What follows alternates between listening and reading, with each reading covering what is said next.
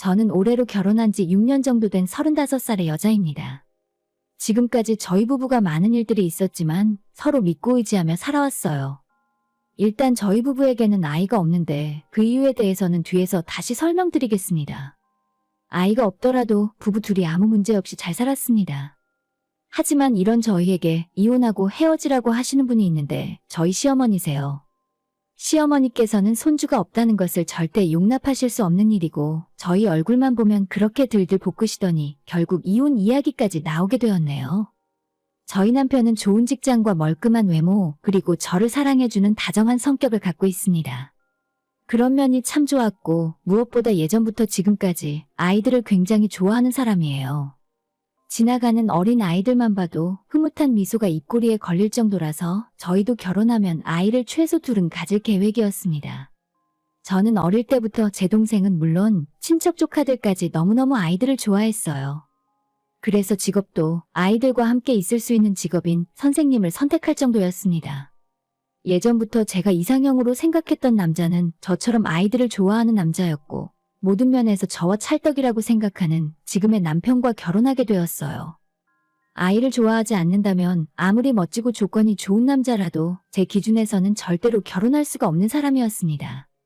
그래서 친구 소개로 지금의 남편을 처음 만나게 되었을 때도 제가 가장 먼저 이야기했던 건 아이들을 좋아하는지부터 물어봤고 다른 조건 같은 건 신경도 못 썼던 것 같아요. 소개팅 자리에서 처음 만난 남편은 제 생각보다 훨씬 호감인데다 저보다도 아이들을 더 좋아하는 사람인 것 같아서 정말 마음에 들었습니다. 그 이후로 데이트를 2번 더 하고 연애를 시작하기에 앞서 제가 창피함을 무릅쓰고 먼저 제 속마음을 물어보게 되었어요. 솔직히 저는 그쪽이 마음에 들어요. 근데 우리가 적은 나이도 아니고 저는 이제 좋은 사람 만나서 결혼하고 싶거든요. 제가 아이를 참 좋아해서 아이 낳고 좋은 가정 꾸리고 살고 싶어요. 근데 그럴 생각 없는 사람과는 아무리 좋은 감정이 있어도 시간 낭비하고 싶진 않네요. 지금 생각해봐도 당시에 제가 무슨 용기로 그런 말을 꺼내는지는 모르겠지만 그만큼 남편이 마음에 들었고 결혼하고 싶다는 생각이 들어서 물어볼 수 있었다고 생각해요. 다행히 이 남자는 저를 황당하다는 듯 동그란 눈으로 한참 쳐다보다가 갑자기 빵 터져서 한참 동안 혼자 웃더라고요. 처음에는 그 웃음의 의미가 뭔지 몰라서 기분이 살짝 나빴지만 본인도 아이들을 굉장히 좋아하고 이미 소개받기 전에 제가 아이들을 가르치는 선생님이라고 해서 더욱더 호감이 가고 꼭 한번 만나보고 싶었다 하는 겁니다. 그렇게 저희는 결혼을 전제로 사귀게 되었고 이 남자의 말이 거짓이 아니었다는 건 얼마 지나지 않아 알게 되었죠. 길을 걷다 옆에 지나가는 아이들만 봐도 우리 두 사람은 넋을 잃고 바라보고 있었어요. 멀리서 다른 집 아이들을 바라보기만 해도 너무 행복하고 좋은데 이 사람과 결혼해서 아이를 갖게 된다면 얼마나 더 예쁠까, 얼마나 더 행복할까 하는 상상을 매일 했던 것 같아요. 연애를 딱 1년 동안 하고 서로에 대한 확신이 생기자마자 더 이상 시간을 끌어봐야 의미가 없을 것 같아 바로 결혼 준비에 들어갔어요. 양가 부모님들도 모두 찬성하시고 주변에 있는 많은 사람들의 축복 속에서 행복한 결혼식을 올릴 수가 있었습니다. 그때 이미 제 나이가 30이 다 되어갔기 때문에 결혼하자마자 빨리 아이를 가져야겠다는 생각도 있었지만 그래도 신혼생활 1년 정도는 즐기고 싶어서 미루고 살았어요. 남편과 둘이 사는 신혼생활은 말 그대로 꿀이 떨어지고 깨가 쏟아지고 너무 행복했습니다. 시어머니께서 저희 부부를 볼 때마다 나이가 서로 적지 않은데 빨리 아이 가지라고 재촉하셨지만 그래도 1년 정도는 신혼을 즐기겠다고 말씀드렸죠. 한 집에서 같이 살면서도 싸울 일 없이 너무 잘 맞으니 오히려 연애하던 시절보다 더 서로에게 신뢰가 생겼고 제가 꿈꾸던 이상적인 결혼 생활이라 느낄 정도였어요. 이러다 남편과 저를 쏙 빼닮은 예쁘고 건강한 아이만 낳게 된다면 제 인생에 더 이상 바랄 게 아무것도 없겠다 싶더라고요. 그렇게 행복한 신혼생활 1년은 금방 지나갔고 저희도 아이를 갖기 위해 노력했어요. 우리는 워낙 금슬이 좋고 서로 깊이 사랑하는 부부라서 마음만 먹으면 금방 아이가 생길 거라 생각했지만 현실은 그렇지 않았습니다. 그날 이후로도 아무리 노력하고 시간이 지났지만 아이 소식은 전혀 없었고 때가 되면 알아서 생기겠지 하는 느긋한 마음을 먹고 있었는데 반년이 넘게 지났더니 점점 조바심이 들기 시작했어요. 그때부터는 시어머니도 참지 못하고 너희들은 왜 아직도 소식이 없니? 그러길래 내가 나이 더 먹기 전에 하루라도 빨리 아이 가지랬지? 하시면서 화를 내고 분통을 터뜨리더라고요. 어머님도 그 모양인데 정작 당사자인 저와 남편은 미치고 팔짝 뛸 지경이었죠. 몸에 좋다는 음식과 보약, 각종 영양제까지 챙겨 먹으면서 말로 설명할 수 없는 노력을 했습니다. 하지만 아무리 노력해도 1년 가까운 시간 동안 자연적으로 아이가 생기지 않자 그때는 저희도 병원을 가야겠다는 생각이 들었어요. 왠지 몸에 문제가 있을까봐 무섭기도 하고 병원에 갔다가 심각한 이야기를 듣는 것이 두려워서 피해왔는데 진짜 이러다가 아이가 영영 들어서지 않으면 어떻게 하나 싶어 남편과 함께 병원을 찾았습니다. 대부분의 여자들이 저와 마찬가지겠지만 예전부터 아이들을 굉장히 좋아했었고 결혼하고 난 뒤에는 저와 남편을 닮은 아이를 낳고 키우는 것이 제 인생의 큰 목표라 여기고 살았습니다. 이런 제게 아이를 가질 수 없다는 건 한 번도 상상한 적 없었어요. 부부 사이라도 소원했다면 모를까 남편을 너무 사랑했기 때문에 만약에 병원에서 저한테 문제가 있어서 아이를 가질 수 없다는 소리를 들으면 남편으로부터 이혼당할지도 모르겠다는 생각이 들어서 더 불안했었죠. 정말 지푸라기라도 잡는 심정으로 간절한 마음에 찾은 병원이었는데 만일 신이 있다면 이런 장난을 칠 수가 있을까 싶을 정도로 큰 절망을 하게 되었습니다. 제 인생에 더할 나위 없을 정도로 행복한 결혼 생활과 더불어 최고라고 할 수 있는 남편이 있었지만 이런 우리에게 아이까지 허락하진 않더라고요. 다행히 제게는 큰 문제는 발견되지 않았지만 남편에게는 무정자증이 의심되니 큰 병원에서 정밀검사를 받아보라고 하더군요. 그리고 바로 예약을 잡고 대학병원에서 정밀검사를 하게 되었는데 역시나 남편 몸에서 전혀 발견되질 않았고 앞으로 호르몬 치료나 그 어떤 방법도 소용없을 거라는 이야기까지 들었어요. 검사 결과를 받아들고 병원 문을 나서는데 정말 하늘이 무너지는 듯한 기분이 들었고 현실을 받아들일 수가 없더라고요. 뭐가 있어야 병원에서 인공수정이나 시험관이라도 한번 시도해 볼 텐데 앞에 닥쳐있는 현실이 너무 잔인해서 눈물조차 나오지 않았습니다. 물론 이 상황을 가장 괴로워하는 사람은 당연히 당사자인 남편이었고 며칠 동안 사람이 피가 마르고 야위어가는 모습을 실시간으로 바라보며 저 또한 너무 힘들었어요. 차마 남편에게 책임을 물을 수도 없었고 그렇다고 해서 제가 남편을 포기할 수도 없더라고요. 둘의 힘으로는 해결할 수 없는 고민으로 몇 날 며칠 밤을 펑펑 울었습니다. 남편은 제게 입양이나 하다못해 대리부라도 알아보잔 소리를 했지만 남편과 제 사이의 아이가 아니라면 아무런 의미 없잖아요. 차라리 강아지나 고양이를 키우고 말지 그건 절대 안 될 말이라고 거절했습니다. 다만 1%의 가능성이라도 있단 말을 들으면 그 1%를 위해서 모든 노력이라도 다해봤을 텐데 아예 일말의 가능성조차 없다는 사실은 사람을 무너지게 만들더라고요. 하지만 그건 그거고 이제 와서 어쩌겠어요? 남편과의 결혼 생활은 계속 이어나가야만 하고 우리 앞에는 아이가 없다는 현실을 받아들이고 인정한 채 살아야 했으니까요. 하지만 도무지 양가 집안 부모님께는 대체 뭐라고 말을 해야 좋을지 모르겠더라고요. 친정부모님도 저 못지않게 아이들 좋아하시고 외손주 보고 싶어 하시는데 사실 사위가 씨 없는 수박이라서 아이를 낳을 수 없다는 말을 차마 제 입으론 도저히 할 수가 없었습니다. 물론 남편도 시부모님에게 본인 문제로 아이를 가질 수 없다는 사실을 차마 고백하기 힘들어했고 결국 저희는 주위에서 어떤 안 좋은 이야기를 듣더라도 우리 스스로의 결정으로 아이 낳지 않고 둘이 살기로 합의했다고 말하자 했습니다. 그것만이 조금이나마 남은 남편의 체면도 살릴 수 있고 저희 입장에서도 괜한 구설수에 올라 결혼 생활이 힘들어지는 걸 미연에 방지하기 위함이었죠. 부부 둘 중 하나에 문제가 있다는 말이 나돌면 주변에서 시달리고 괴롭혀대는 것 때문에 온전한 정신으로 살진 못하겠더라고요. 그나마 한 가지 다행인 건 남편에게는 2살 위로 형이 하나 더 있었고 저희보다 일찍 결혼해서 아들 하나 낳고 잘 사는 덕분에 시댁 집안의 대를 끊을 걱정은 하지 않아도 되는 상황이었습니다. 그래서 우리는 우리 2사람만 행복하게 살자고 굳은 다짐을 했었어요. 겉으론 아무렇지 않은 척, 별일 없는 척하며 살았지만 학교에서 제가 가르치는 아이들만 봐도 마음이 쓰리고 속상한 건 어쩔 수 없더라고요. 하늘은 왜 나한테 이런 시련을 내려주는 건가 싶었고 아파트 놀이터에서 아이들이 웃는 소리만 들어도 슬픈 감정이 밀려왔어요. 하지만 저보다는 남편이 훨씬 더 힘들어했고 정말 잘 웃고 성격도 밝던 사람이 의기소침해서 제 눈치만 보는 모습을 보고 있다 보면 일부러 제가 더 아무렇지 않은 척하며 남편의 기분을 풀어주곤 했었습니다. 일단 지금은 아니고 나중에 상황이 좀 정리되고 여유 시간이 생기면 예쁜 강아지라도 한 마리 키우자는 말을 하기도 했었죠. 우리 부부는 남편의 문제를 정말 철저하게 숨기고 절대 아무에게도 이야기하지 않았습니다. 그러다 보니 명절에 시어머니를 만나면 너희들은 왜 아직 아무런 소식이 없니? 병원에서 제대로 검사해 본 거 맞아?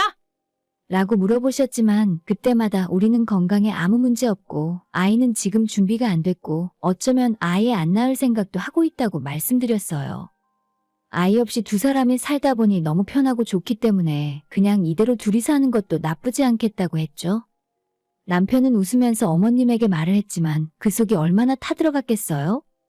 그런 줄도 모르고 시어머니는 네가 아직 철이 덜 들었다고 결혼의 재미는 단순히 부부 사이의 재미뿐만 아니라 나를 쏙 빼닮은 아이를 키우는 재미가 더 각별하다면서 헛소리하지 말고 빨리 아이 가지라고 하셨죠. 그럴 때마다 저와 남편은 그냥 얼버무리고 다른 이야기로 화제를 돌려서 넘어갔습니다. 해가 넘어갈수록 시어머니는 며느리 너가 나이가 먹어서 애를 못 갖는 거 아니냐? 라면서 저를 나무라셨고 그래도 남편과 둘이서 재미있게 살기로 했으니 걱정 말라 했어요. 어머님, 저희는 그냥 포기하세요. 아주버님이 저희 대신해서 일찍 아들도 낳았잖아요. 라고 웃으며 이야기했는데 그쪽은 그쪽이고 너희들도 하루빨리 나으라고 매번 말씀하셨죠. 적당히 어머님 잔소리를 잘 넘기다 보면 시간이 지나면서 저희 부부를 포기할 거라 생각했습니다. 아무리 잔소리 들어도 그냥 저냥 넘기면서 잘 버티고 살았는데 얼마 전에 어머님 환갑이셨어요. 요즘 환갑 정도로 잔치할 정도는 아니고 그냥 식구끼리 집에서 밥 먹고 넘어가려고 했습니다. 어머님 선물로 용돈이 들은 봉투와 남편이 큰 마음 먹고 백화점에서 명품백도 하나 샀고 모처럼 시댁에 온 가족이 다 모였어요. 즐겁게 저녁 먹고 내년은 또 아버님 칠순이시라 제주도나 가까운 나라로 여행이라도 보내드리겠다고 말씀드렸죠. 형님네와 저희가 준비한 선물도 드리고 이제 5살인 조카도 할머니에게 편지를 써서 드렸어요. 하나뿐인 손자가 고사리 같은 손으로 쓴 편지를 읽어보던 시어머니께서 갑자기 저와 남편에게 근데 너희들은 대체 언제쯤 아이 가질 생각이냐? 하고 물으시더라고요. 어머님께서는 아직도 포기 안 하셨구나 싶어서 심장이 철렁했고 남편이 웃으면서 엄마는 좋은 날 왜 그런 소리를 하고 그래? 우리 그냥 둘이서 행복하게 잘 살기로 했잖아. 둘이 사는 게 편해서 좋고 나중에 적적하면 말 잘 듣는 강아지 한 마리 키우면 돼. 라고 이야기했는데 시어머니가 남편의 대답이 마음에 안 드셨나 봅니다. 애를 낳고 키워야 할 나이에 무슨 놈의 개를 키운다는 소리나 하고 자빠졌냐고 화를 내셨고 점점 더 언성을 높이시더니 급기야 저희가 드린 용돈 봉투와 명품 가방을 남편에게 다시 가져가라고 집어던지시더라고요. 나 이딴 거 하나도 필요 없다. 내가 죽기 전에 둘째 아들 손주 보는 것이 유일한 바람인데 뭐가 어쩌고 어째? 개를 키우고 살겠다고? 대체 너희 둘 중에 누가 먼저 그런 생각을 했어? 며느리 너지? 방금 전까지 화기애애한 분위기에서 즐겁게 식사하고 있었는데 어머님의 한마디에 집안 분위기가 싸늘하게 얼어붙었어요. 남편은 자기 엄마한테 좋은 날 화내지 말라고 전부 본인이 애 낳지 말자고 한 거라며 괜히 죄 없는 며느리한테 화풀이 하지 말라고 말렸습니다. 저희 부부의 속사정을 전혀 모르는 어머님은 남편 말을 들을 생각이 없었고 그날 완전 작정을 한 사람처럼 왜 저희가 애를 낳지 않는지에 대해 화를 내시더라고요. 남편도 처음엔 웃으면서 어머님을 말려보다가 두 사람 모두 목소리가 커지기 시작하고 나중엔 거의 말싸움이나 다름없을 정도로 상황이 안 좋게 흘러갔어요. 주변 사람들은 차마 말릴 엄두도 못 내고 있었는데 그때 시어머니의 결정적인 한마디가 나왔습니다. 나 너한테 환갑 선물 아무것도 필요 없다. 우리 집에 애 안 낳을 며느리는 있을 필요도 없어. 내 선물은 다른 거 필요 없고 당장 쟤랑 이혼하고 애 낳아줄 여자 다시 만나라. 라고 말씀을 하시는데 순간 망치로 머리를 얻어맞은 것처럼 어지러웠습니다. 제가 이 집안에 시집와서 몇 년 동안 며느리로 살며 나름 정이 들었다고 생각했어요. 하지만 아이를 낳지 않는다는 이유로 이혼하고 쫓아내라니 무슨 이런 일이 다 있습니까? 손주를 안겨드리지 못해서 100점 만점짜리 며느리는 아니었겠지만 그래도 부족한 만큼 더 시댁에 잘해드리려고 노력했는데 겨우 이런 소리나 듣고 있을 줄은 몰랐습니다. 어머님의 환갑을 축하하는 자리기도 하고 시댁에서 제가 목소리 크게 내는 것도 예의가 아니라 생각해서 꾹 참고 있었는데 그런 말까지 들으니 저도 더 이상은 못 참겠더라고요. 이혼하라고 소리 지르고 있는 시어머니에게 나도 뭐라고 한마디라도 해야겠다 싶었는데 남편이 어머님에게 제발 그만 좀 하시라고 소리를 버럭 질렀습니다. 엄마, 제발 그만 좀 해. 이 사람 잘못 하나도 없어. 내가 문제야, 내가 문제라고.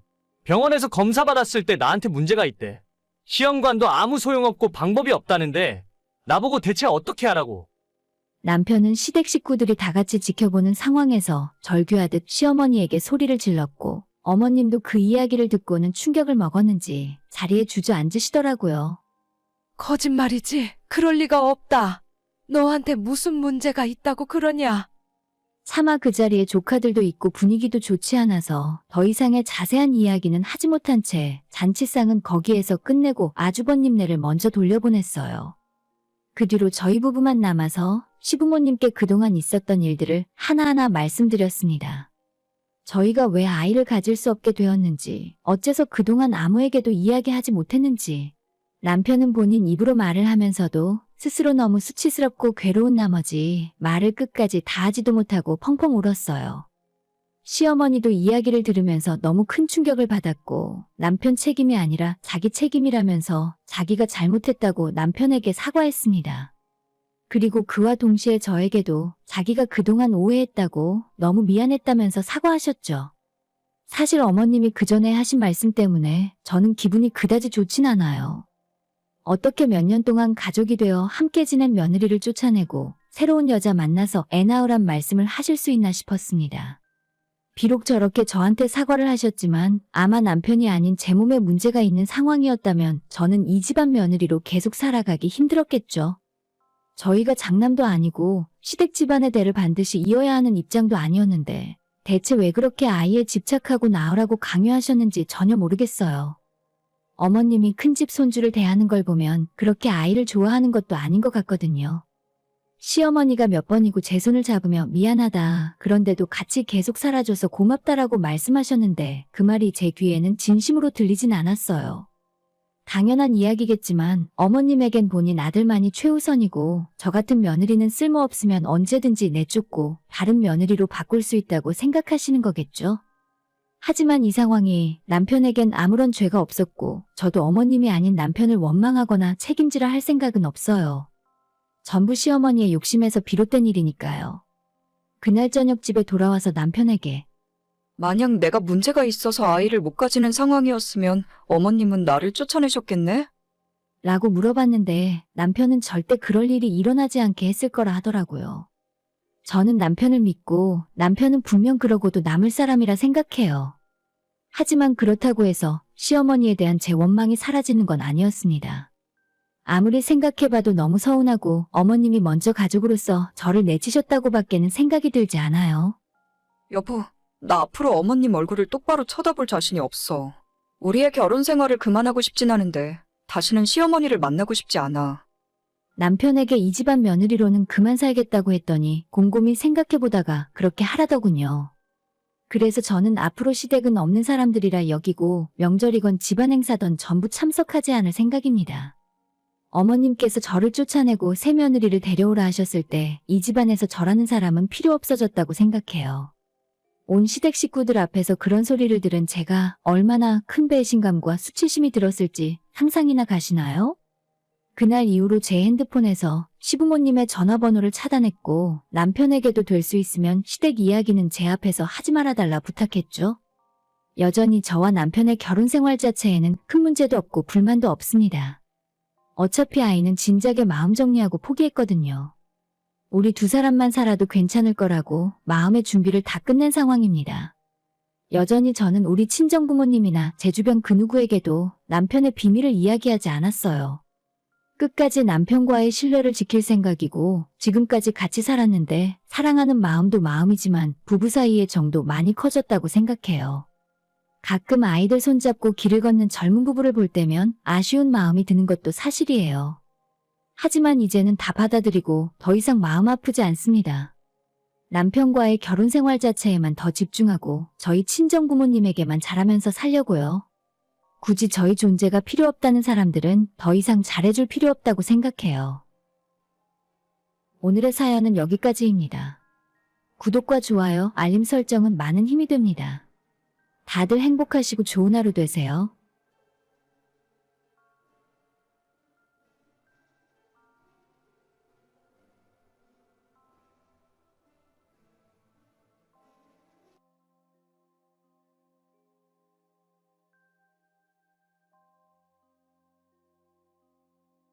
저는 올해 43이 됩니다.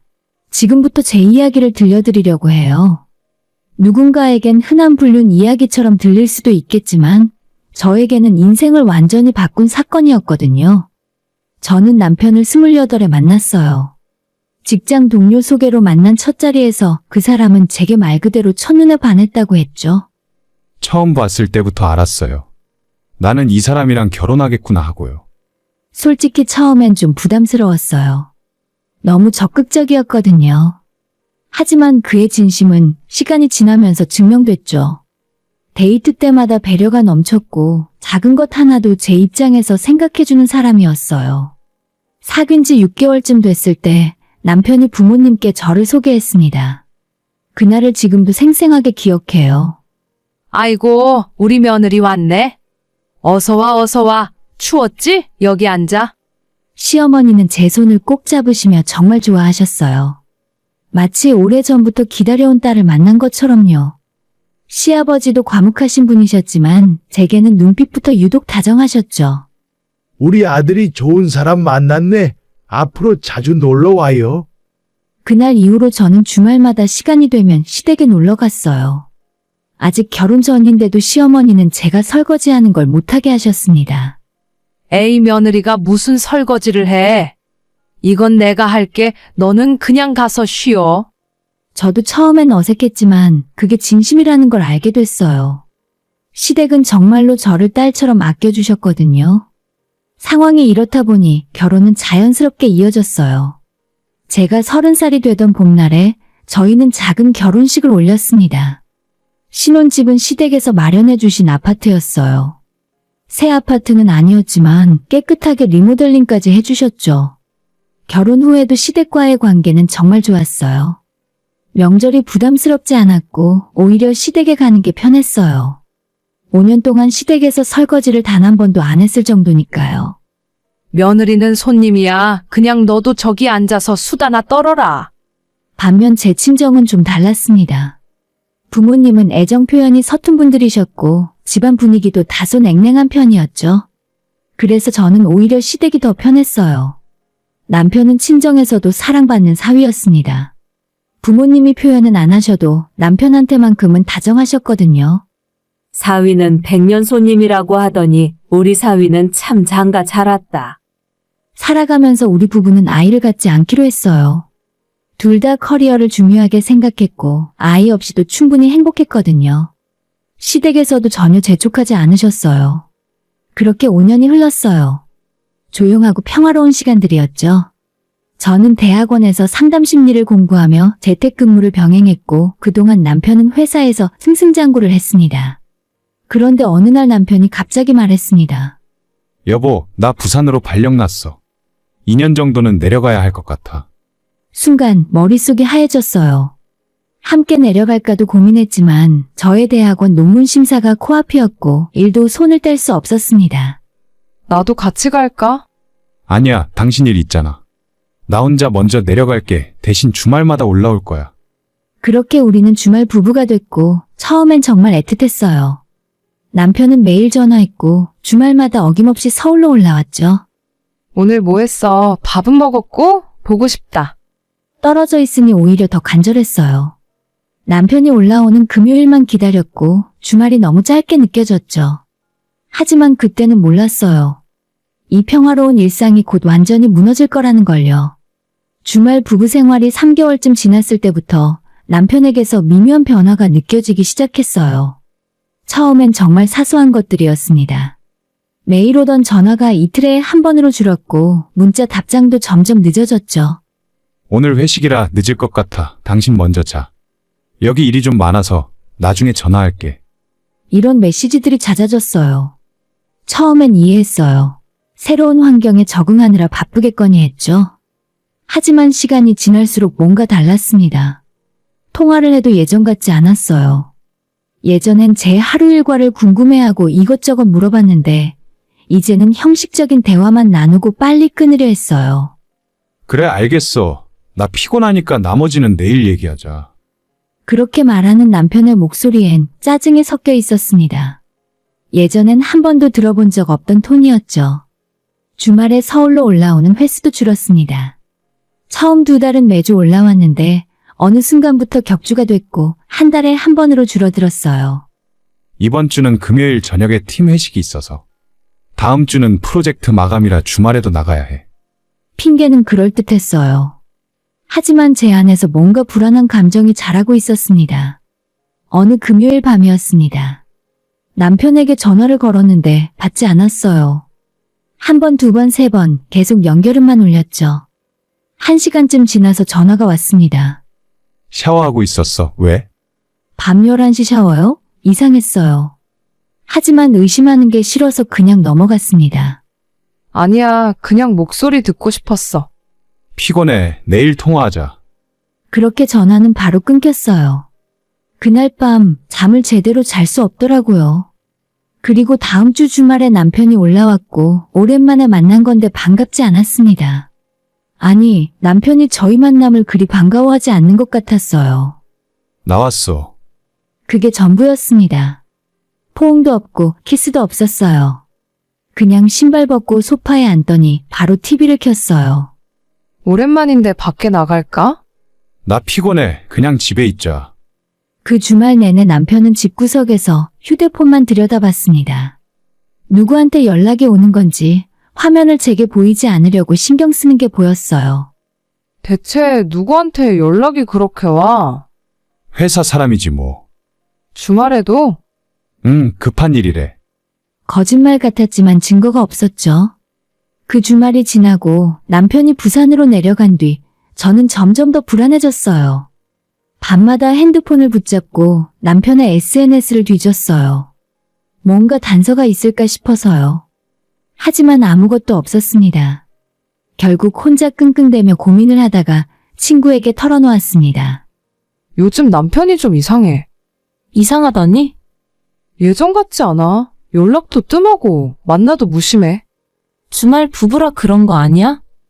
너가 너무 예민한 거 아니고? 친구 말이 맞을지도 몰라요. 제가 너무 예민한 건지도 모르죠. 하지만 여자의 감이라는 게 있잖아요. 그 감이 계속 경고하고 있었습니다. 그러던 어느 날 저는 결심했어요. 직접 남편이 어떻게 지내고 있는지 두 눈으로 확인하기로요. 남편에게 아무 말도 하지 않고 부산행 KTX표를 끊었습니다. 금요일 오후에 출발하는 기차였죠.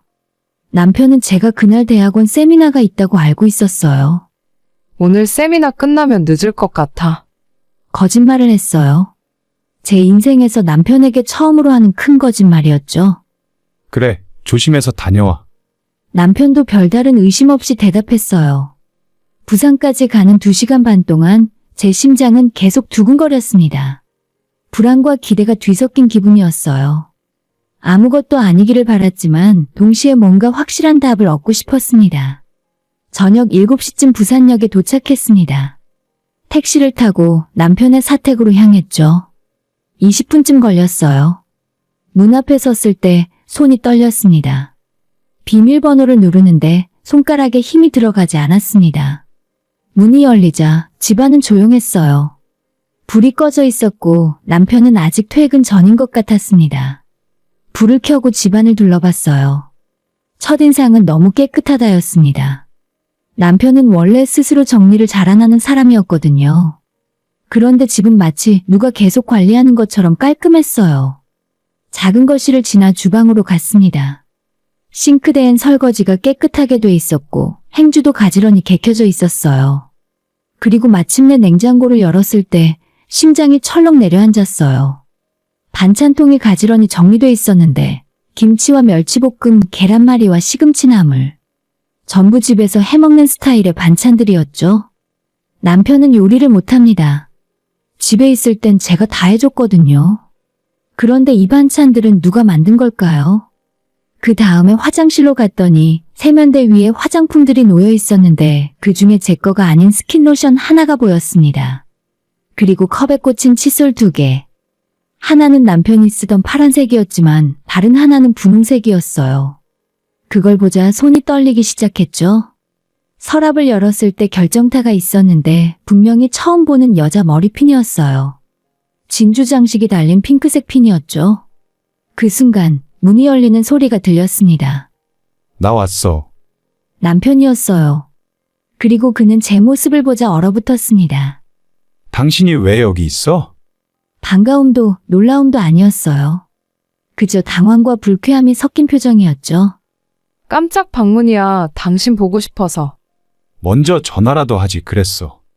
갑자기 세미나가 취소됐거든. 어색한 침묵이 흘렀고 남편은 계속 불편한 기색이었어요. 이 머리핀은 누구 거야? 떨리는 손으로 핀을 들어 보였습니다. 모르겠는데 원래 있던 거 아니야? 아니면 당신이 왔을 때 놓고 간 건가? 원래 없었어. 이 칫솔도.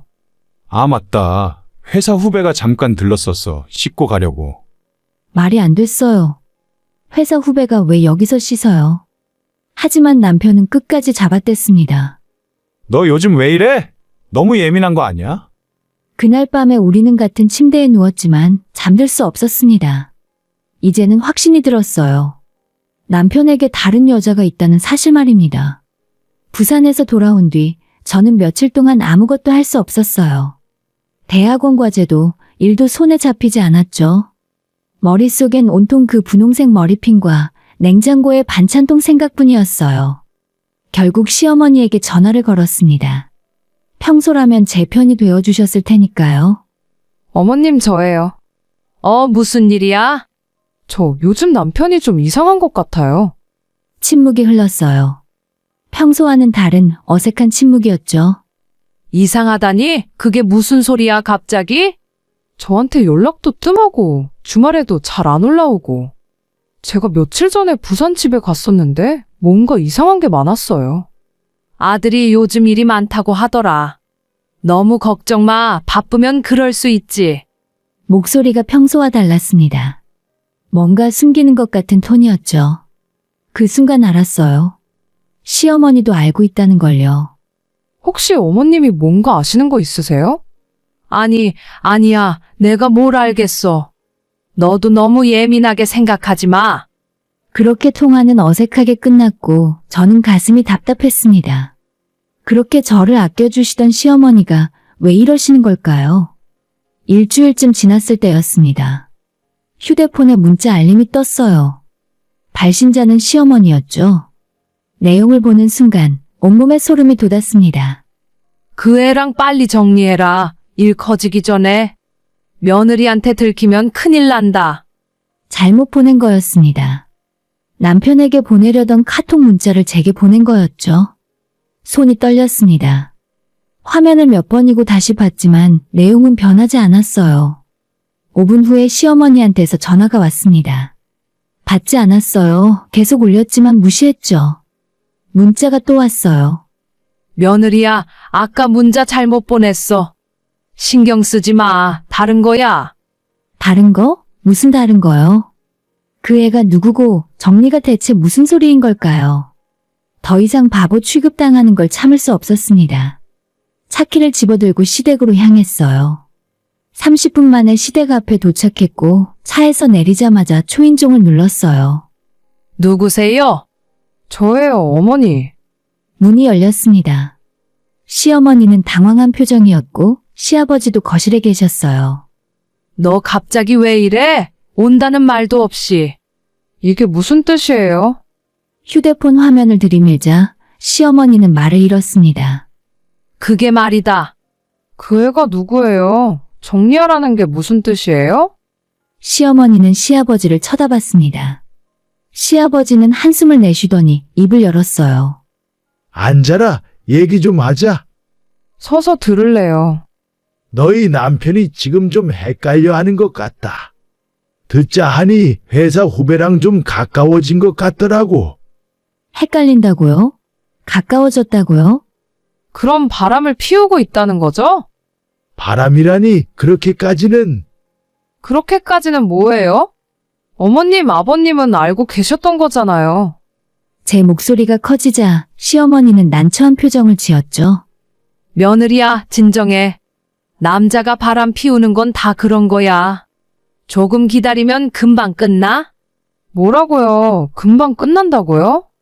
바람은 언제나 끝나게 돼 있어. 조금만 참으면 돼. 괜히 성급하게 이혼까지 생각하지는 마. 믿을 수 없었습니다. 그렇게 저를 딸처럼 아껴주시던 분이 이제는 아들 편만 드시는 거예요. 어머님, 저 5년 동안 이 집에서 며느리로서 최선을 다했어요. 한 번도 불평한 적이 없었고 시댁 일도 친정일처럼 했어요. 그런데 지금 남편이 바람을 피우는데 저보고 참으라고요? 그래도 이혼은 안 돼. 우리 아들이 잘못한 건 맞지만 가정이 깨지는 건 더 안 좋아. 그 순간 깨달았습니다. 이 사람들에게 저는 결국 며느리일 뿐이라는 걸요. 딸이 아니라 그저 아들을 위한 도구였던 거죠. 알겠어요. 저희 그냥 이혼할게요. 며느리야! 뒤도 돌아보지 않고 나왔어요. 차에 타자마자 눈물이 쏟아졌습니다. 억울하고 분하고 배신감에 가슴이 찢어질 것 같았어요. 저는 바로 친정으로 향했고 엄마는 제 얼굴을 보자마자 놀라셨죠. 너 왜 이래? 무슨 일이야? 엄마, 남편이 바람을 피웠어. 엄마는 믿지 못하겠다는 표정이었어요. 뭐? 그럴 리가 없어. 사위가? 확실해. 시댁도 다 알고 있었어. 제 목소리를 들은 아빠가 방에서 나오셨어요. 그게 무슨 소리야? 엄마가 설명을 해드렸고 아빠는 조용히 제 손을 잡아주셨어요. 네가 결정한 대로 해. 아빠가 지켜줄게. 그 말에 또 눈물이 났습니다. 다음 날 변호사인 대학 동기에게 연락했습니다. 지우야, 나 좀 도와줘. 무슨 일인데? 이혼 소송하려고, 그리고 상간녀 소송도. 뭐? 진짜? 카페에서 만나 모든 상황을 설명했어요. 지우는 심각한 표정으로 듣더니 말했습니다. 증거가 필요해. 확실한 증거. 문자나 통화 내역, 사진, 녹음 중에 뭐라도 있어? 머리핀이랑 칫솔이랑 시어머니 문자 정도. 그것만으론 약해. 더 확실한 게 필요해. 불륜 현장을 직접 확인하거나 상대방과 남편의 대화 내용 같은 거. 어떻게 그걸 구해? 너 다시 부산에 내려가야 해. 남편 핸드폰을 확인하거나 바람 피우는 현장을 잡아야 해. 그 말을 듣자 저는 갑자기 무서웠어요. 하지만 해야만 하는 일이었습니다. 일주일 뒤에 저는 다시 부산행 기차를 탔어요. 이번엔 확실한 증거를 잡기 위해서요. 남편이 회사에 있는 시간을 노려서 다시 사택에 들어갔고 그때 제 손에 든 건 녹음기와 카메라였죠. 거실을 살피다가 소파 쿠션 밑에서 남편의 여분 핸드폰을 발견했어요. 남편은 업무용과 개인용 두 대를 쓰는데 이건 개인용이었습니다. 핸드폰 비밀번호는 우리 결혼기념일이었어요. 아이러니하게도요. 화면을 열자마자 카카오톡 알림이 가득했습니다. 그리고 가장 먼저 제 눈에 들어온 이름은 혜원이라는 낯선 이름이었죠. 오빠 오늘 몇 시에 와? 보고 싶어. 오늘 내가 저녁해줄게. 손이 떨렸지만 계속 스크롤을 내렸어요. 대화 내용은 차마 읽기 힘들었지만 모두 사진으로 찍었습니다. 사랑해. 나도 빨리 이혼하고 너랑 정식으로 만나고 싶어. 조금만 기다려줘. 곧 정리할게. 정리요? 저를 정리한다는 거였어요. 갤러리에는 둘이 찍은 사진들이 수십 장 있었습니다. 식당에서, 바닷가에서, 심지어 이 집 침대에서 찍은 셀카도 있었어요. 그것도 전부 증거로 남겼어요. 그때 현관문이 열리는 소리가 들렸습니다. 심장이 멎는 줄 알았어요. 남편이 일찍 퇴근한 건가 싶었는데 여자 목소리가 들렸습니다. 오빠 아직 안 왔네? 혜원이라는 그 여자였습니다. 저는 재빨리 침실로 숨었고 문틈 사이로 여자를 훔쳐봤습니다. 나이는 20대 후반쯤 돼 보였고 마트 봉투를 들고 있었어요. 그녀는 자연스럽게 냉장고를 열고 반찬을 꺼내며 요리를 시작했습니다. 마치 자기 집인 것처럼요. 저는 조용히 주머니에 있는 녹음기의 스위치를 켰어요.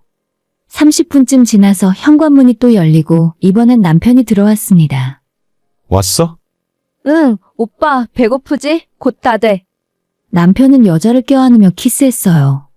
제가 있는 곳에서 불과 몇 미터 떨어진 곳에서요. 더 이상 참을 수 없어서 침실 문을 열고 나갔습니다. 나 몰래 재밌게 놀고 있네? 제가 나타나자 두 사람은 얼어붙었습니다. 당신 왜 여기? 혜원이라는 여자는 저를 보더니 황당하다는 표정을 지었어요.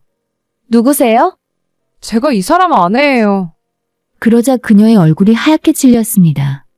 하지만 곧 표정이 바뀌더라고요. 당황하면서 오히려 저를 향한 적대감으로요.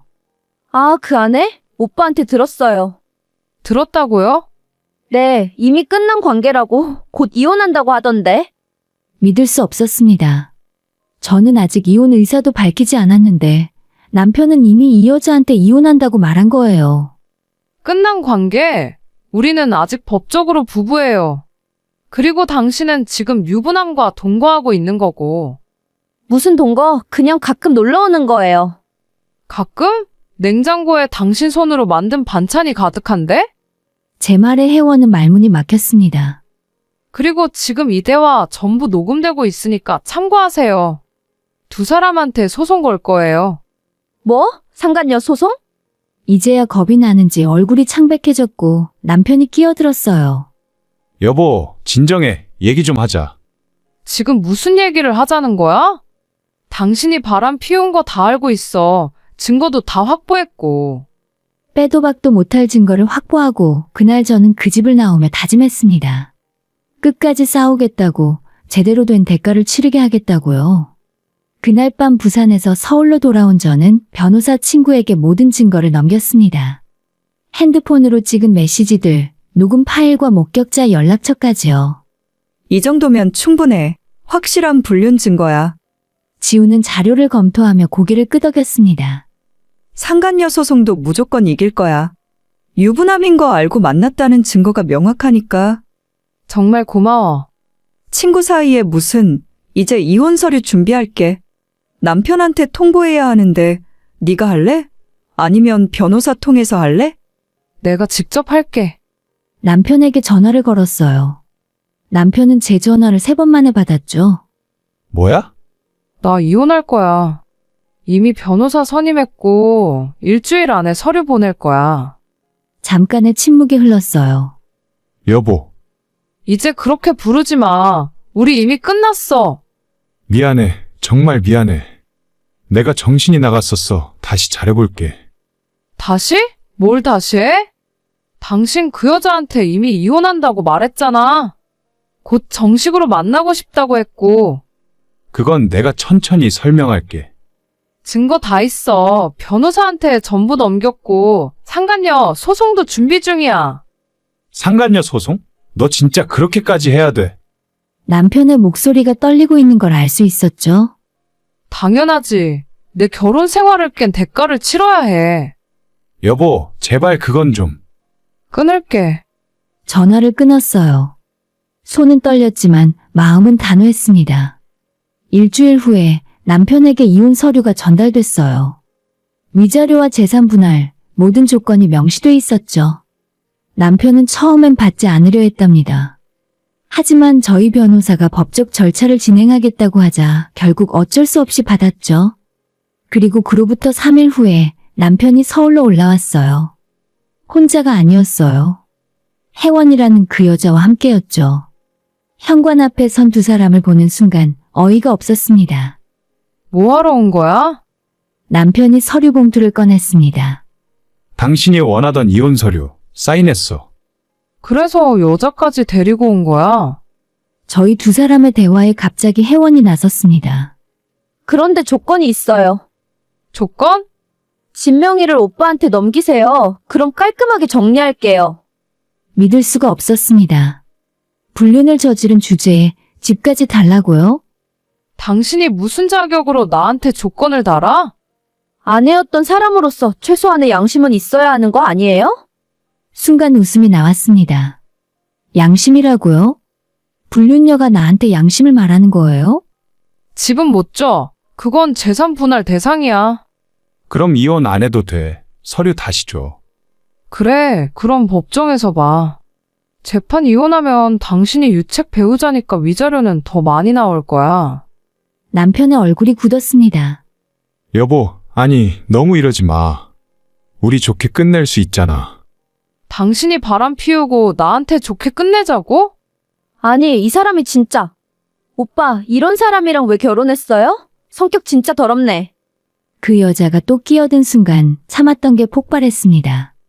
당신 지금 나한테 성격 더럽다고 했어?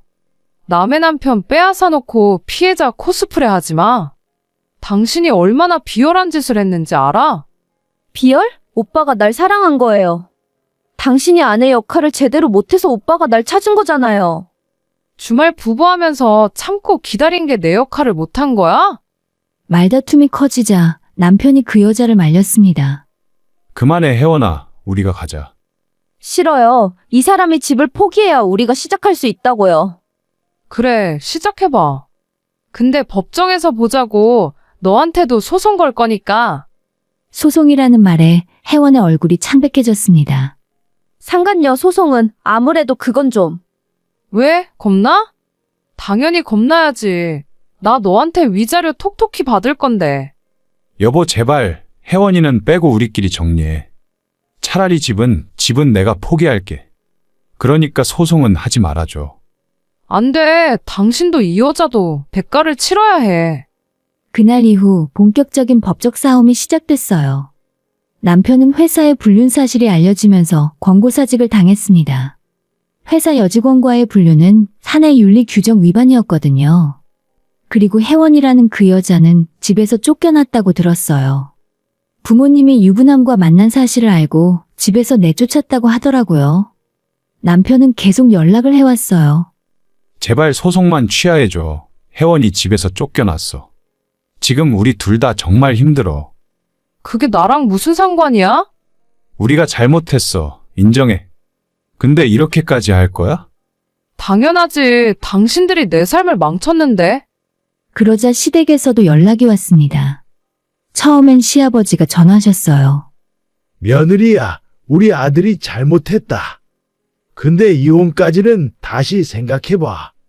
이미 늦었어요. 서류 다 넘어갔다고요. 그 아파트는 너한테 줄게. 명의도 네 앞으로 해줄게. 그러니까 소송은 하지 말아줘. 아들이 힘들어지니 이제서야 태도가 바뀌는 것 같았습니다. 그리고 한 달 후에 이혼 조정이 성립됐어요. 아파트는 제 명의로 넘어왔고 남편은 추가 재산 분할로 3천만 원을 더 제게 지급하기로 했어요. 하지만 진짜 전쟁은 그 다음이었죠. 바로 상간녀 소송이요. 상간녀는 변호사를 선임하고 맞섰고 자기는 유부남인 줄 몰랐다고 주장했죠. 처음엔 몰랐어요. 나중에야 알았고요. 하지만 증거는 명확했어요. 카카오톡 대화에서 이혼하고 정식으로 만나자는 내용이 있었고 그 여자도 기다릴게라고 답장했었거든요. 법정에서 상간녀는 울면서 말했습니다. 저도 피해자예요. 저 사람한테 속은 거라고요. 하지만 판사는 냉정했습니다. 피고는 원고의 남편이 유부남임을 인지하고도 관계를 지속했으며 이는 혼인 관계를 파탄시킨 직접적인 원인으로 보입니다. 그리고 기다리던 판결이 나왔습니다. 남편에게 위자료 2천만 원, 상간녀에게 2,500만 원을 받게 되었죠. 상간녀는 법정을 나서며 저를 노려봤어요. 만족해요? 이렇게까지 해서? 당연하죠. 당신이 마땅히 치러야 하는 대가예요. 진짜 후회할 거예요. 이렇게 악착같이 굴면. 글쎄요. 후회는 당신이 할 것 같은데요. 그렇게 모든 게 끝났어요. 법적으로는요. 남편은 위자료를 내기 위해 차를 팔았고 상간녀는 어쩔 수 없이 자기 부모님한테 돈을 빌리겠다고 말했습니다. 하지만 정해진 기간까지 돈을 안 내자 저는 재산 압류 신청을 했어요. 그녀의 급여도 가압류했죠. 변호사였던 제 친구가 말했습니다. 너 진짜 철저하다. 끝까지 가는구나. 당연하지. 대가는 확실히 치러야 하는 법이야. 그로부터 한 달 후에 시어머니가 혼자 저를 직접 찾아왔어요. 여긴 대체 왜 오셨어요? 미안해. 정말 미안해. 내가 우리 아들을 너무 감쌌어. 그래서 이렇게 됐나 봐. 처음으로 진심 어린 사과 같았지만 이미 때는 너무 늦었죠. 이제 와서 사과해도 달라지는 건 없어요. 알아. 그래도 한 번만 더 생각해줘. 우리 아들이 지금 정말 힘들어. 저도 혼자 힘들었어요. 그때 어머니는 아들 편만 드셨잖아요.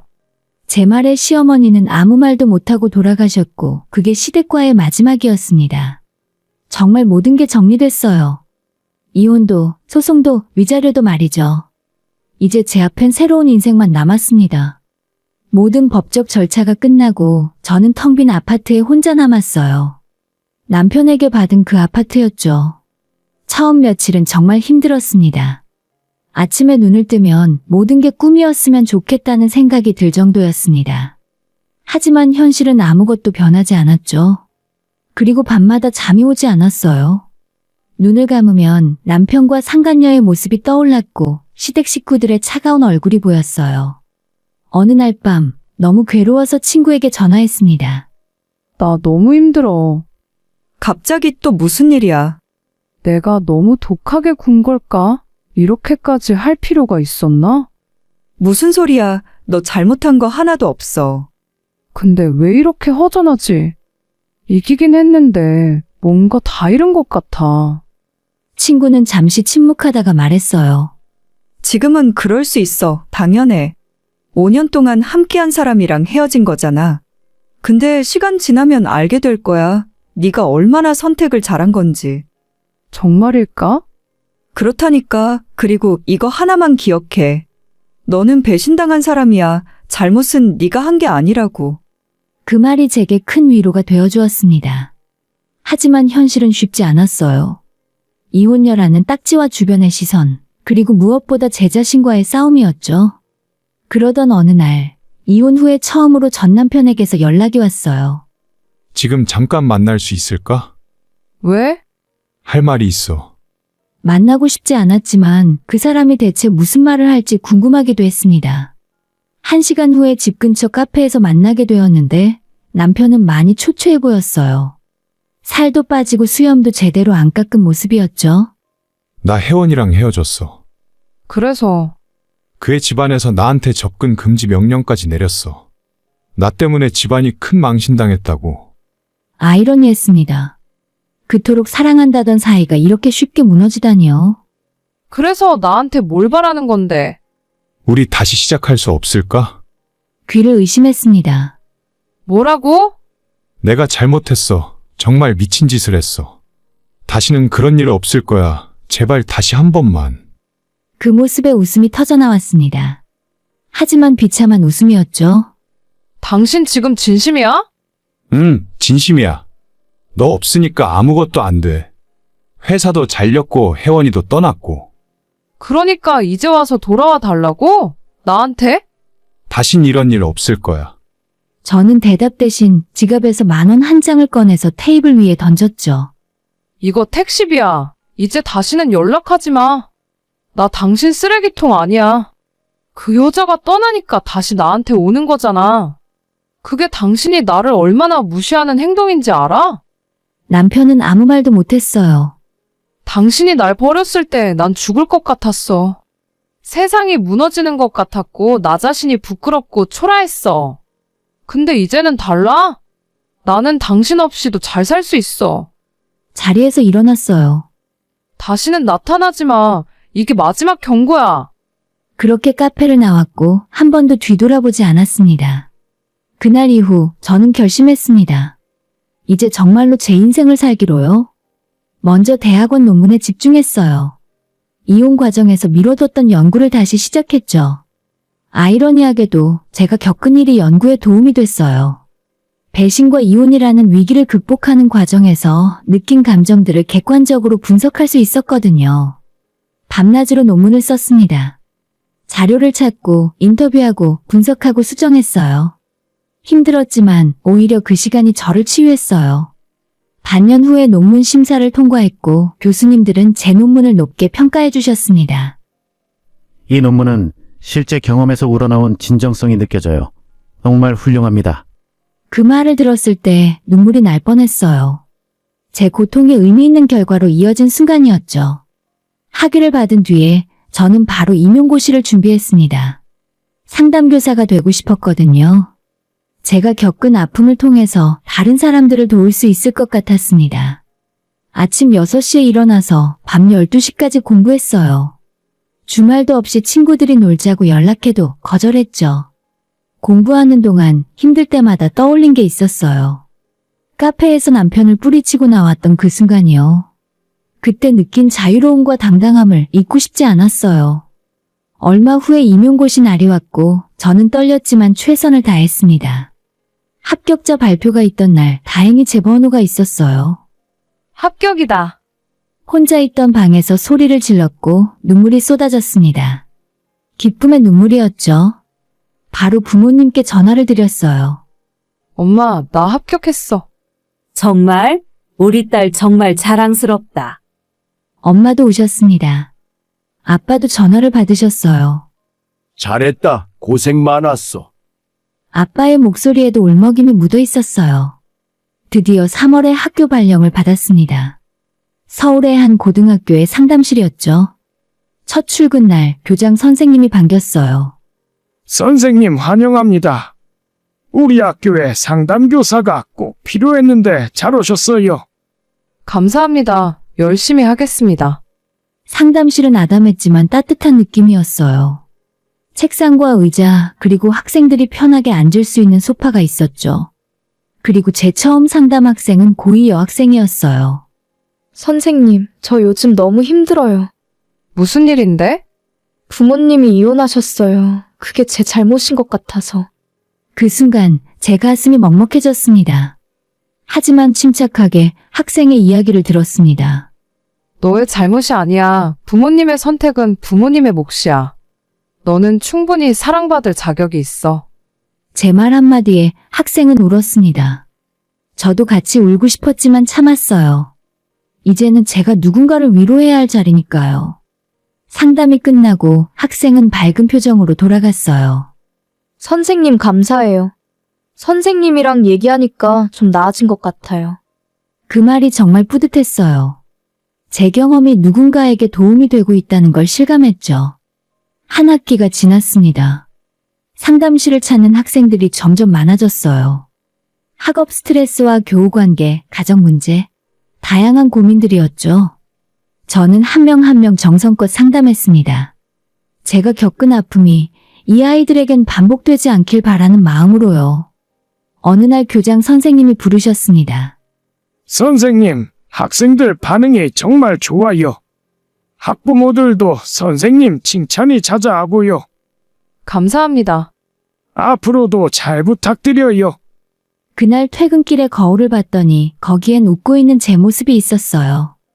이혼 직후에 거울도 제대로 못 봤던 제가 이제는 당당하게 웃고 있었습니다. 나 참 열심히 잘 살았다. 스스로에게 말했어요.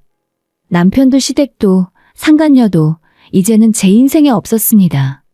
대신 제 꿈과 목표 그리고 새로운 시작이 있었죠. 진짜 행복은 누군가와 함께 있을 때가 아니라 나 자신으로 당당할 때 행복이 온다는 걸 깨달았어요. 저는 이제 괜찮았어요. 아니, 괜찮은 정도가 아니라 행복하게 살고 있습니다.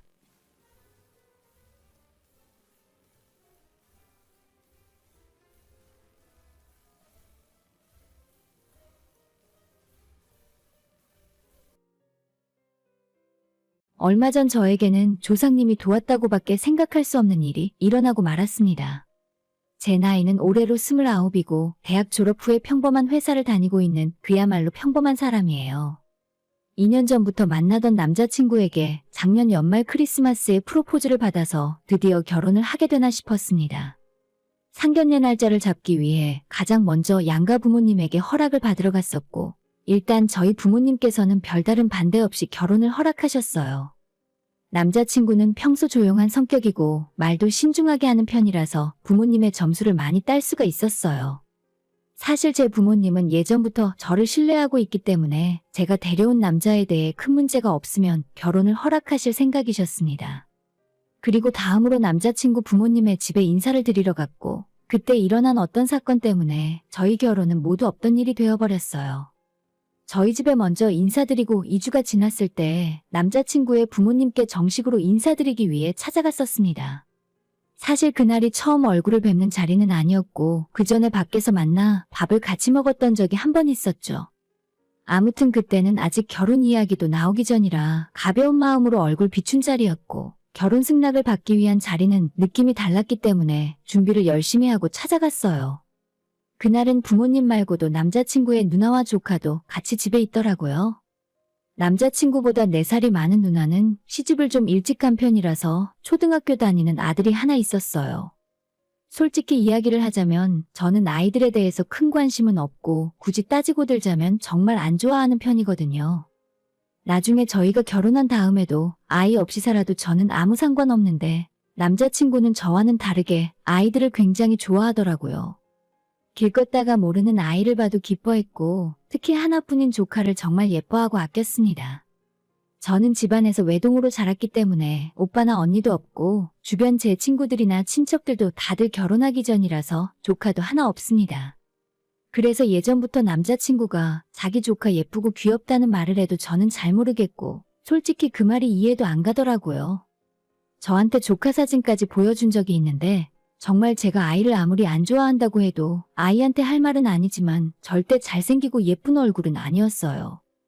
그래도 애들한테 얼굴 보고 뭐라 하는 건 예의도 아니고 어차피 제 조카도 아니니까 그냥 그 말이 맞다고 참 귀엽다 하고 대충 넘어갔습니다.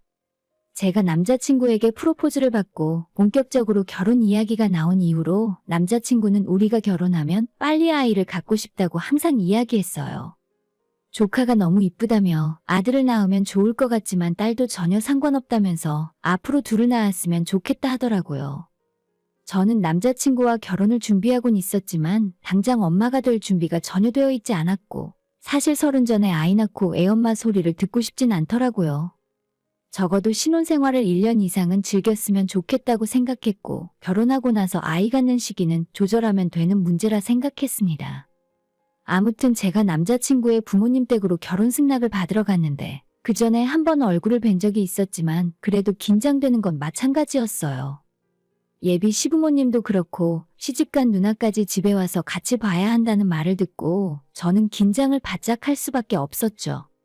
저번에 한 번 얼굴을 봤을 때 저를 꽤나 마음에 들어 하셨기 때문에 남자친구는 너무 걱정 말라고 했지만 결혼 승낙 받으러 가는 건데 어떻게 마음이 편하겠어요?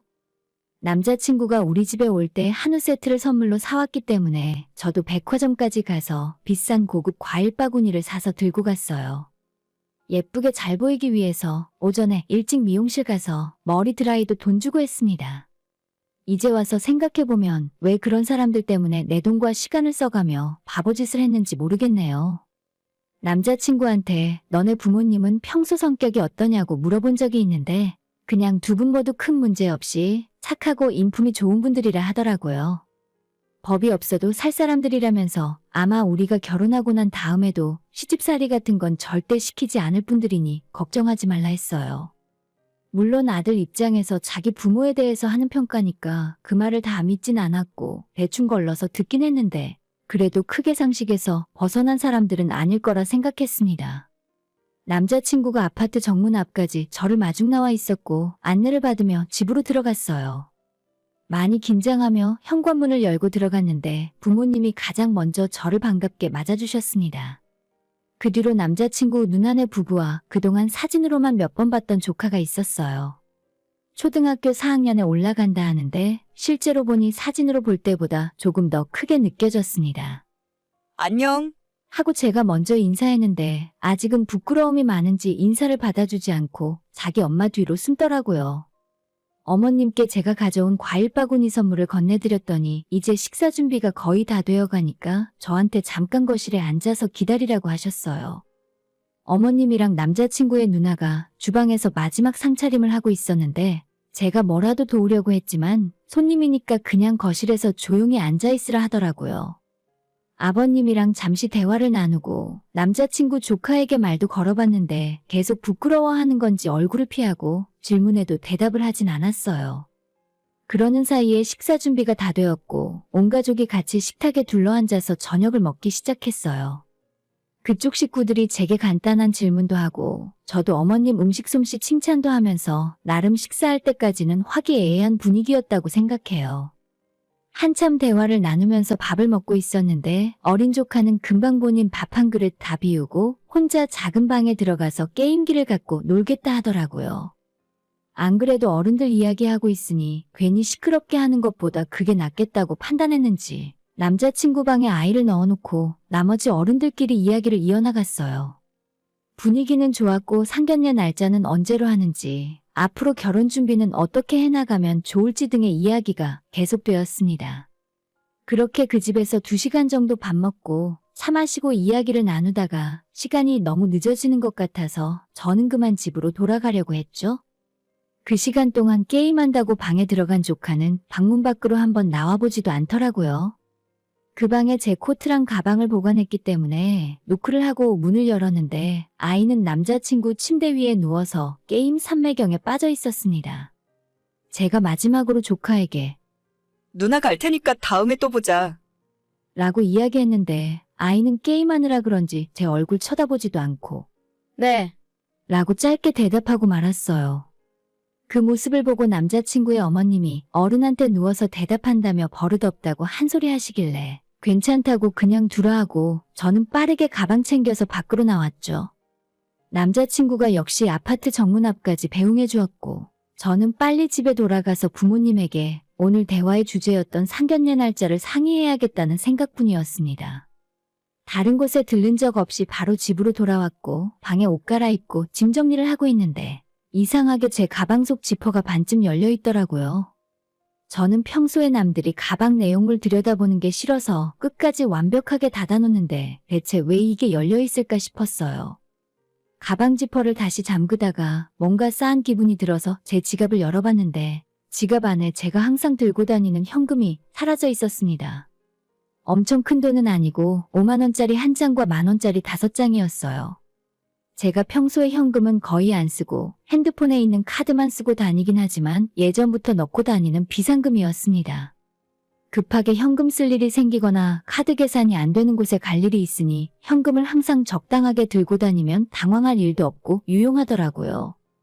거의 쓰는 일이 없지만 만에 하나 쓰게 되는 날에는 바로 뽑아서 채워넣는 식으로 제 지갑엔 언제나 현금 10만 원은 들어있었습니다. 그런데 그 돈이 집에 와서 지갑을 열어보니 한 장도 없더라고요. 그날 아침부터 나가서 뭐 했는지 찬찬히 생각해봤는데 미용실 가서 머리 했을 때도 카드로 계산했고 중간에 이동하다가 카페에서 커피 한 잔 마셨는데 그건 제가 가지고 있던 기프티콘 이용해서 마셨습니다. 카드는 제 핸드폰에 항상 있기 때문에 그날 지갑을 만진 적이 없었고 더군다나 현금을 쓴 적이 없는데 이상하게 사라져 있었어요. 절대로 제가 착각했을 리가 없고 분명히 지갑 안에는 현금 10만 원이 들어있다고 확신할 수 있어요. 그렇다면 중간에 누가 빼갔다는 것밖엔 안 되는데 그럴 만한 사람이라고는 오직 제 가방과 문 닫힌 방 안에 함께 있었던 남자친구의 조카 하나뿐이거든요. 설마 하는 생각이었지만 솔직히 초등학생이 한참 용돈이 필요할 나이기도 하고 저는 어린아이가 한 번 실수는 할 수 있다고 생각해요. 하지만 그건 그거고 제 지갑에 손대고 돈을 10만 원이나 가져갔을 거라 의심되는 상황에서 그냥 나 혼자 모르는 척 넘어갈 수는 없었죠. 바로 남자친구에게 전화 걸어서 조용하게 이야기했어요. 조카가 방에서 혼자 게임하고 있을 때 내 지갑에 손을 댄 것 같으니까 한 번만 확인해 줄 수 있는지 이야기했습니다. 분명히 현금 10만 원이 들어있었는데 다른 건 하나도 손 안 대고 현금만 가져간 것 같다고요.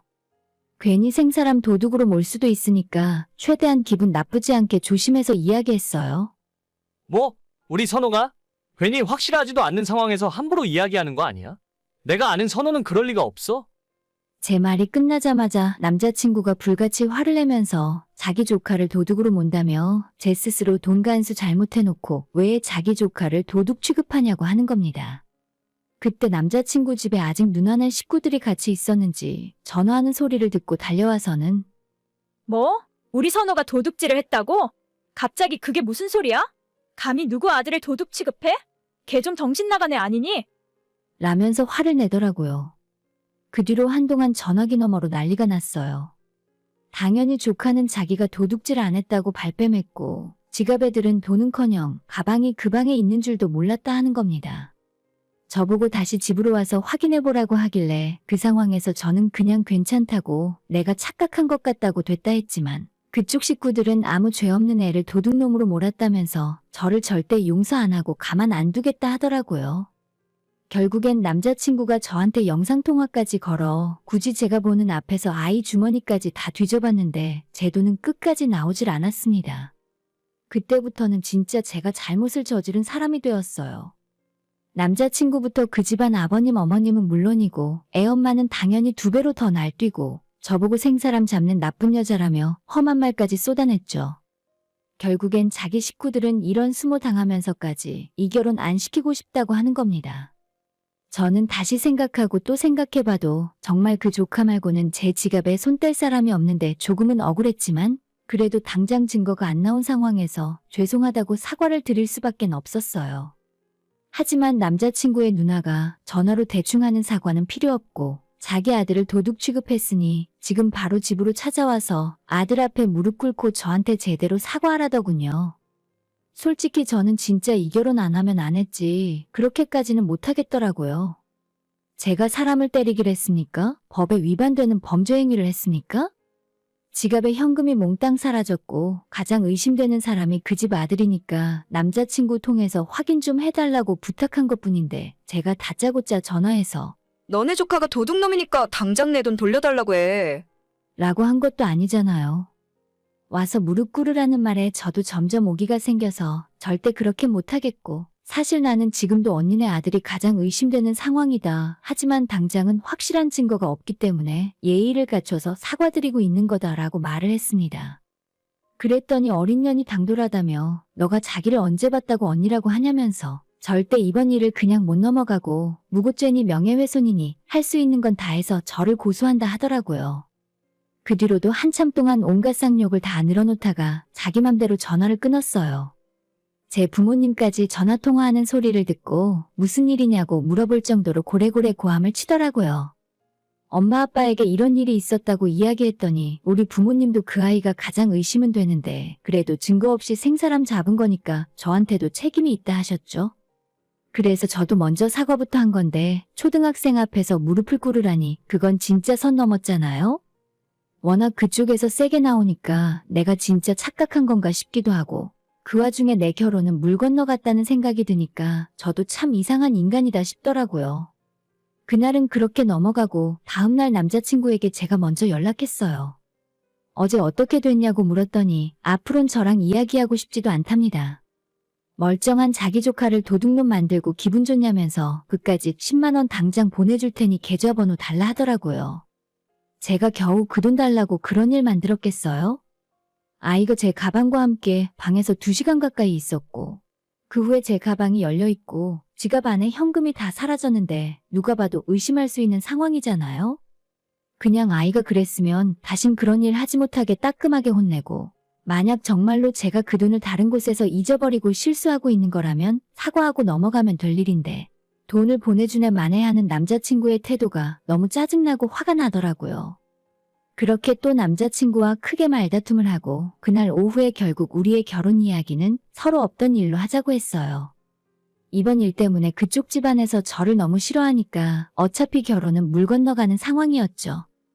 연애 또한 그날로 끝이라 했고 저는 혼자 퇴근하고 집으로 돌아오면서 세상에 이런 일로 파혼하고 헤어지는 사람도 있구나 싶어서 씁쓸한 기분이 들었습니다. 과연 내가 잘못한 걸까, 내가 정말로 착각하고 실수한 걸까 하는 마음이 드니까 점점 자신감도 없어졌어요. 그렇게 헤어지고 나서 바로 연락을 끊었는데 정확히 3일이 지났을 때 남자친구에게서 먼저 연락이 왔습니다. 저녁에 퇴근하고 시간 있으면 만나서 이야기 좀 하자더라고요. 제가 일하는 회사 근처 카페에서 올 때까지 기다린다고 하길래 어차피 헤어지는 거 얼굴 보고 대화하며 끝내는 것이 예의라고 생각해서 저도 마음의 준비를 하고 나갔습니다. 남자친구가 카페에 먼저 와서 기다리고 있었고 한동안 제 눈을 못 마주치더라고요. 이미 끝난 거 아니었어? 이제 와서 뭐하러 만나자고 했어? 제가 하는 말에 남자친구가 한참을 더 망설이더니 저한테 대뜸 미안하다며 사과를 먼저 하더라고요. 그리고 이어지는 남자친구의 이야기는 역시나 제가 생각한 그대로였고 제가 틀린 게 아니었어요. 그날 조카가 제 가방을 뒤져서 현금을 훔쳐간 것이 맞았고 일이 너무 커지니까 본인이 그 돈을 가지고 있으면 들킬까봐 시댁 집안 어딘가에 현금을 숨겨놨었나 봐요. 다음날 낮에 조카 혼자서 시댁에 놀러 왔다가 10분 만에 바쁜 일 있다고 나가버렸고, 그날 저녁 남자친구의 누나한테서 전화가 왔답니다. 혹시 너가 선우한테 용돈 줬니? 아니면 장난감 사줬어? 당연히 그날 시댁에서는 아무도 용돈 준 사람 없었고 장난감을 사줬을 리도 없었죠. 돈을 시댁 어딘가에 숨겨놓고 다음날 다시 와서 그 돈 찾아다가 문방구에 들러 평소 갖고 싶던 장난감을 잔뜩 사서 집에 가지고 들어갔던 겁니다.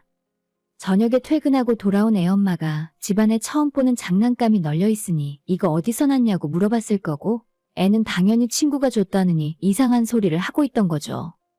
결국 화를 내고 추궁을 하니까 한참 후에 아이가 실토를 했는데 제 가방을 열고 지갑에 손을 댔다고 순순히 자백을 하더랍니다. 거기까지 이야기 듣고 있는데 진짜 속에서 묵은 체증이 확 내려가는 기분이었고, 내가 괜히 죄 없는 생사람 잡은 것이 아니었다는 생각이 들어서 너무 기분 좋더라고요. 남자친구는 누나가 미안하다고 사과한다면서 봉투를 하나 제게 건넸는데 그 안에는 10만 원이 들어있었습니다. 서로 간의 오해도 다 풀렸으니까 이제 다시 상견례 날짜 잡고 결혼식 진행하자. 라고 하는데 돈을 다시 돌려받은 건 원래 제 돈이었으니 당연한 일이지만 그렇다고 해서 남자친구와 다시 결혼할 생각은 없었어요. 그쪽 부모는 물론이고 남자친구의 누나가 저한테 입에 담지 못할 심한 욕은 기본이었고, 그 상황에서 제 남자친구조차 저를 믿어주지 않고 자기 조카를 먼저 싸고 도는 모습이 떠오르면서 이 남자는 평생 믿고 살 만한 사람이 아니라는 생각이 들었어요. 그냥 나는 우리가 인연이 아닌 것 같다고 이대로 헤어지는 것이 낫겠다고 이야기했죠. 남자친구는 카페에서 남들이 다 보고 있는데 제 앞에 무릎까지 꿇으면서 자기가 잘못했다, 누나랑 엄마 아빠도 저한테 미안한 마음을 갖고 있다면서 별일 아닌 작은 일이니 액땜했다 생각하고 넘어가잡니다. 별일이 아니라니요? 제가 그날 먹었던 욕이 지금까지 살면서 먹은 욕을 다 합쳐도 모자란데, 저는 남자친구에게 정사과하고 싶으면 나한테 욕하고 이상한 여자 취급했던 당신 부모와 특히 대놓고 쌍욕한 당신 누나, 그리고 마지막으로 내 지갑에 손을 댄 당신 조카까지 다 찾아와서 내 앞에 무릎 꿇고 사과하라고 했습니다. 제 말에 남자친구는 무릎은 지금 내가 꿇고 있잖아. 너 진짜 더 이상 유치하게 굴지 말고 살다 보면 이런저런 오해가 생길 수도 있는 거지. 그냥 이번 한 번은 좋게 넘어가자. 라고 하더라고요. 사실 그 집안 식구들에게 사과를 받아봤자 어차피 결혼할 생각 없어진 상황에서 더는 시간 낭비하기 싫어졌고 저는 그 자리를 박차고 일어났어요. 집에 돌아오는 내내 남자친구는 계속 제게 전화를 하고 제가 받지 않고 무시했더니 문자까지 보내더라고요. 이런 작은 일로 결혼 생각까지 했던 우리가 헤어지는 것이 말이 안 된다면서 다시 돌아오라고 하는데 저한테는 이번 일이 절대 작은 일이 아니었습니다. 앞으로 연락하지 말고 당신 가족들이랑 귀여운 조카와 함께 행복하게 살라고 이야기했죠. 그날 이후로도 몇 번 더 저희 회사 앞으로 찾아온 적도 있는데 다시 만나준 적 없습니다. 그 사건이 있기 전 밥 먹고 이야기 나눌 때까지만 해도 정말 좋은 사람들이라 생각했거든요. 겉으로 웃고 친절하게 대해주는 모습에 하마터면 깜짝 속을 뻔했습니다. 조카는 나이를 생각하면 솔직히 한 번쯤 실수할 수도 있다고 생각해요.